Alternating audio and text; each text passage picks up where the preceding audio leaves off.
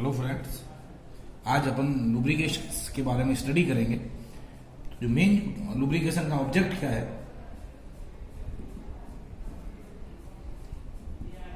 Object of the लुब्रिकेशंस। प्रकृति में ऐसी कोई चीज नहीं बनी है जो चिकनी हो। प्रकृति में ऐसी कोई वस्तु नहीं बनी है जो चिकनी हो, अर्थात कोफिशिएंट ऑफ फ्रिक्शन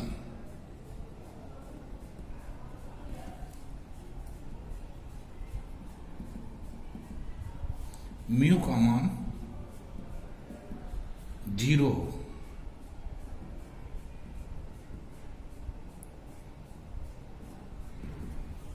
ठीक है, मतलब प्रकृति में ऐसी कोई चीज चिकनी वस्तु नहीं बनी है, इसका मतलब वस्तु खुरदरी हो गई। अतः वास्तव में पदार्थ या वस्तुएं जो हैं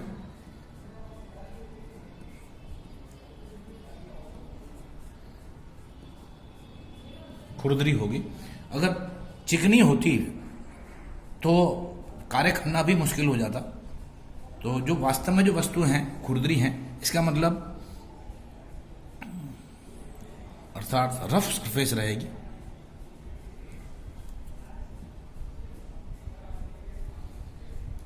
रफ सरफेस रहेगी और जितनी ज्यादा रफ सरफेस होगी उतना ही म्यू का मान बढ़ता जाएगा। म्यू का मान जो है 0 व 1 के बीच में होता है। वास्तव में जो चीज प्रकृति के अंदर जो चीज है, ये कोई वस्तु हो गई, चिकनी न होकर के रफ है। इसका मतलब इसके अंदर हील और डीप, ये डीप हो गया और ये हील हो गया। ये सरफेस ए हो गई। अब अगर सरफेस ए सरफेस बी के कांटेक्ट में आती हैं, ये सरफेस बी हो गई।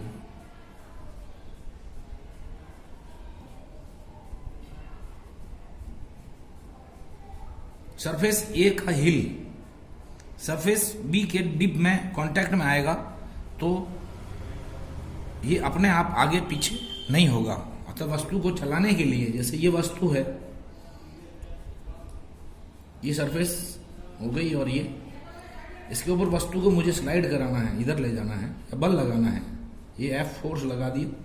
एफ फोर्स लगाने के कारण से जो यहाँ घर्षण बल कार्य करेगा, उस घर्षण बल के कारण से ये म्यू आर गति का विरोध करेगा। घर्षण बल जो है वो गति का विरोध करेगा। ठीक है, तो ये तो हो गया कि मेन जो अब हमको जो यहाँ जब ये दो रफ सरफेसेज हैं एक दूसरे के ऊपर जब चलेगी तो घर्षण ज्यादा रहेगा और लोड अपन को ज्यादा लगाना पड़ेगा। या फिर ये जब एक दूसरे के ऊपर चलेगी तो मेटल टू मेटल कांटेक्ट है, उसके कारण से यहाँ पे हीट डेवलप होगी। तो अब हमको स्मूथ रनिंग कराने के लिए क्या करते हैं, लुब्रिकेशन की आवश्यकता हो जाएगी। लुब्रिकेशन का मतलब जो अभी पहले जो इन दोनों सरफेस टू सरफेस कांटेक्ट हो रहा था, हम क्या करते हैं, इसके बीच के अंदर लुब्रिकेंट कर देते हैं। ये लुब्रिकेंट क्या करेगा, दोनों सतह के बीच में आ जाएगा। जिससे पहले जो मेटल टू मेटल कांटेक्ट था वो हट करके अब मेटल टू लुब्रिकेंट के कांटेक्ट में आएगा, जिससे जो ये जो हीप और हिल और डिप थे, इसके बीच में जो लुब्रिकेंट है फिल हो जाएगा और स्मूथ रनिंग हो जाएगी। ठीक, तो लुब्रिकेंट का जो मेन कार्य है लुब्रिकेंट का, वो फ्रिक्शन को कम करना है। मेन जो उद्देश्य जो हो गया,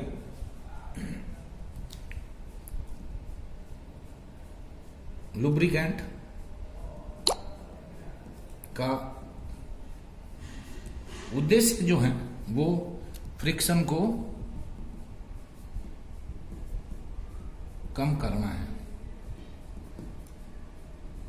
ठीक है, अब घर्षण के कारण से जो फ्रिक्शन होगा उसके कारण से क्या क्या लॉस रहेंगे, तो फ्रिक्शन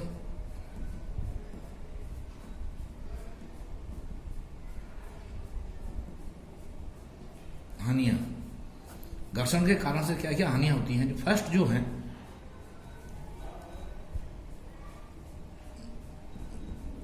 घर्षण से दक्षता में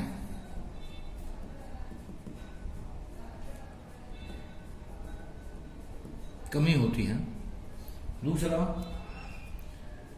घर्षण से पुर्जों में खिंचाव, वियर एंड टियर अधिक होता है, जिससे पुर्जों की लाइफ, पुर्जों की आयु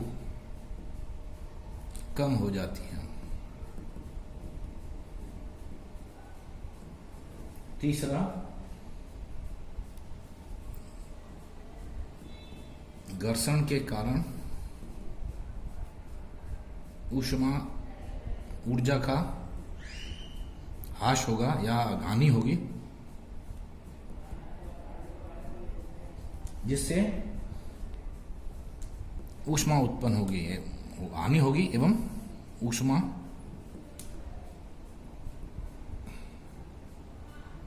उत्पन्न होगी। ठीक है, ये मेन जो हो गया कि जो अगर मान लो आपके रफ सरफेस रहेगी तो ये लॉस रहेंगे। इन लॉस को हटाने के लिए हम क्या करेंगे कि लुब्रिकेंट को काम में लेंगे। अब लुब्रिकेंट कितने प्रकार के होते हैं? Type of lubricant, basically solid,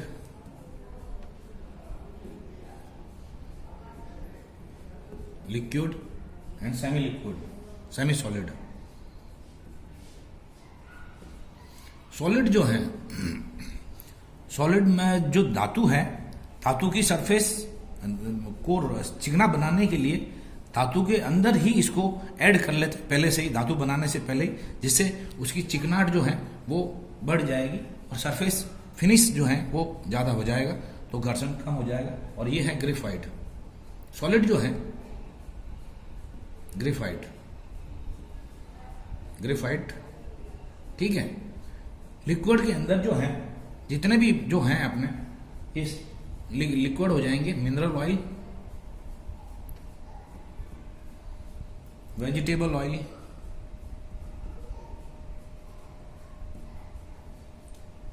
animal oil और सिंथेटिक ऑयल। ठीक है, ये हो गया लिक्विड। सेम सेमी सॉलिड में वैसलीन और ग्रीस, ग्रीस, वैसलीन, ये हो गए total type of the lubricant. इनको लगा कर सरफेस के अंदर इसकी फिनिशिंग को बढ़ाया जा सकता है या स्मूथनेस को बढ़ाया जा सकता है, या घर्षण को, इनको टाइप ऑफ लुब्रिकेंट अलग अलग टाइप से इनको कम किया जा सकता है, फ्रिक्शन को। अब नेक्स्ट जो है वो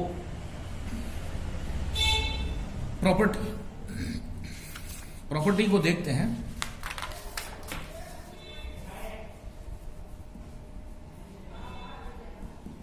प्रॉपर्टीज ऑफ लुब्रिकेंट।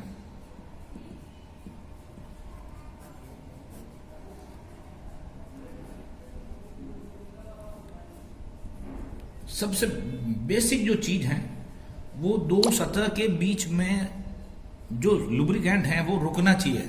इसका मतलब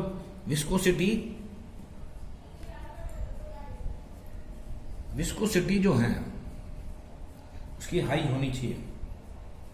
ठीक है, विस्कोसिटी पर्याप्त मात्रा में, श्यानता जो है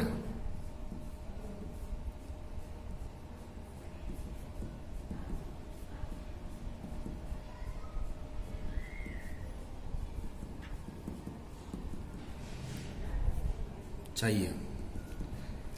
दो सरफेस के बीच में या श्यानता जो है वो तरल का वह गुण जो प्रवाह का विरोध करें वो क्या कहलाता है? श्यानता। ठीक है, तो मतलब अच्छा जो लुब्रिकेंट होगा, जितना अच्छा होगा या जितना दो सतह के बीच में रुकेगा उतनी ही वो लुब्रिकेंट बढ़िया रहेगा। दूसरा हो गया,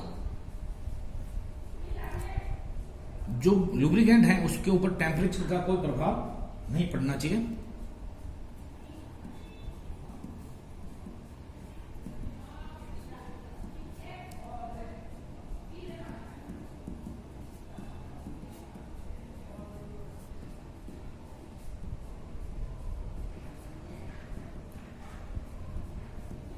ठीक है, तापमान के, क्योंकि जब कोई भी मैटिंग पार्ट रहेंगे या मशीन के पुर्जे चलेंगे तो फ्रिक्शन के कारण से तापमान में वृद्धि होगी, और तापमान में वृद्धि के साथ में जो गुण हैं लुब्रिकेंट के उस पर कोई प्रभाव नहीं पड़ना चाहिए। तीसरा, फ्लैश एंड फायर पॉइंट का मान हाई होना। फायर पॉइंट का मान हाई होना चाहिए। अधिक तापमान के ऊपर फ्लैश और फायर या अपने स्वतः ही इग्नाइट अधिक तापमान पे होना चाहिए।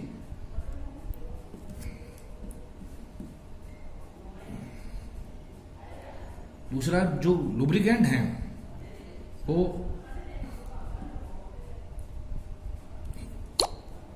गुड थर्मल कंडक्टिविटी, हीट को ट्रांसफर ज्यादा करना चाहिए या गुड थर्मल कंडक्टिविटी होनी चाहिए उसमें गुण।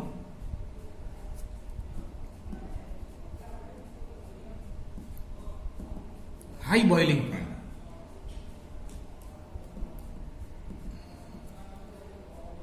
हाई बॉइलिंग पॉइंट होना चाहिए वह लो फ्रीजिंग पॉइंट, लो फ्रीजिंग पॉइंट।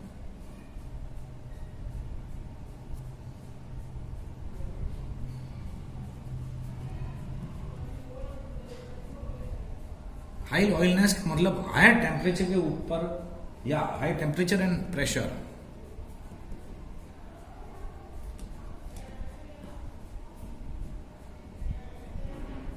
प्रेशर पर ऑयलनेस का गुण बरकरार रहना चाहिए।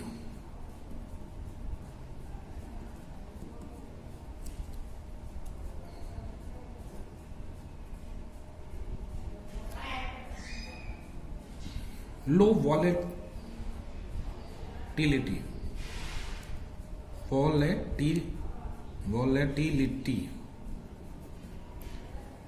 मतलब टेम्परेचर, तापमान में वृद्धि के साथ वेपर फॉर्म में बदलना नहीं चाहिए। जो जो टेम्परेचर बढ़ेगा तो उसका वेपर फॉर्म में कन्वर्ट नहीं होना चाहिए। ठीक है, फिर कोरोजिव रेजिस्टेंस,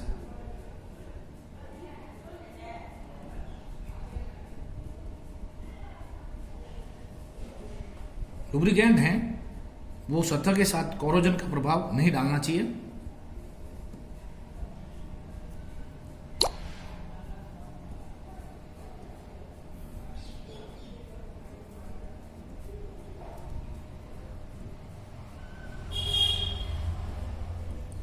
फिर जो high resistance of the oxidation, oxygen के साथ क्रिया करके और रस्ट फॉर्मेशन तैयार नहीं करनी चाहिए। तो ये जो गुण बताए हैं ये एक अच्छे लुब्रिकेंट के अंदर गुण होने चाहिए। ठीक है।